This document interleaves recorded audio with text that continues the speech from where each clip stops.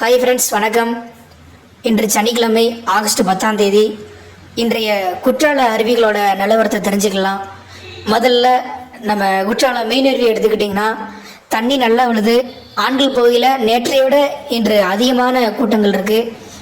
பெண்கள் பகுதியை எடுத்துக்கிட்டிங்கன்னா நேற்றைய மாதிரி தான் இன்றைக்கும் கூட்டம் நார்மலாக இருக்குது. பெண்கள் பகுதியில், ஆண்கள் பகுதியில் மட்டும் கூட்டம் அதிகமாக இருக்குது.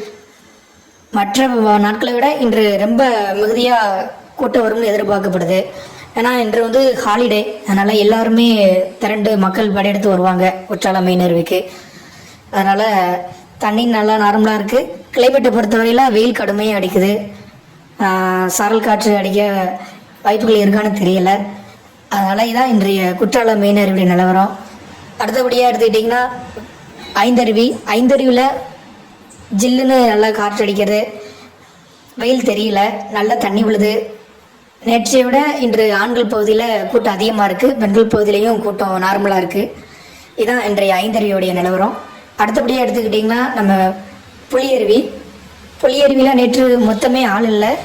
இன்று ஆட்கள் வந்துக்கிட்டு இருக்காங்க. இன்று ஹாலிடேங்கிறதுனால மக்கள் படையெடுத்து வந்துக்கிட்டு இருக்காங்க. லெஃப்ட் சைடில் தண்ணி குறைவாக இருக்குது, ரைட் சைடில் தண்ணி அதிகமாக இருக்குது. அங்கே நம்ம பெரியக்கள்லாம் குளிச்சுட்டு இருக்காங்க. வீடியோவில் பார்ப்பீங்க. மக்கள் இப்போ தான் கொஞ்சம் கொஞ்சமாக படையெடுத்து வந்துக்கிட்டு இருக்காங்க. இன்னமும் டைம் ஆக கூட்டமாக வாய்ப்பு இருக்குது. இதான் உறவுகளே இன்றைய புளியருவியோட நிலவரம். மேலும் ஒரு முக்கியமான செய்தியை நான் உங்களுக்கு சொல்ல போகிறேன்.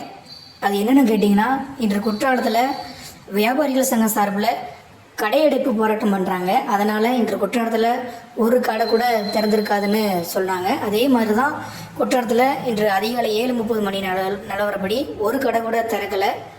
அது எல்லாத்தையுமே நாங்கள் வீடியோவில் பதிவு பண்ணியிருக்கோம். அதனால் நீங்கள் குற்றாலத்துக்கு வர்ற மாதிரி முடிவு பண்ணிங்கன்னா வீட்டிலேருந்து சாப்பிட்டு வந்துடுங்க. அப்படி இல்லைன்னா சாப்பாடு கொண்டு வந்துடுங்க. இங்கே எதிர்பார்த்தீங்கன்னா உங்களுக்கு ஏமாற்றம் தான். அதனால் அப்படி நீங்கள் எதிர்பார்த்து நீங்கள் வந்தால் நீங்கள் வந்து செங்கோட்டை போய் தான் நீங்கள் சாப்பிட வேண்டிய கட்டாயம் ஏற்படும். அதனால் நீங்கள் எப்படின்னு பார்த்து முடிவு பண்ணிக்கோங்க.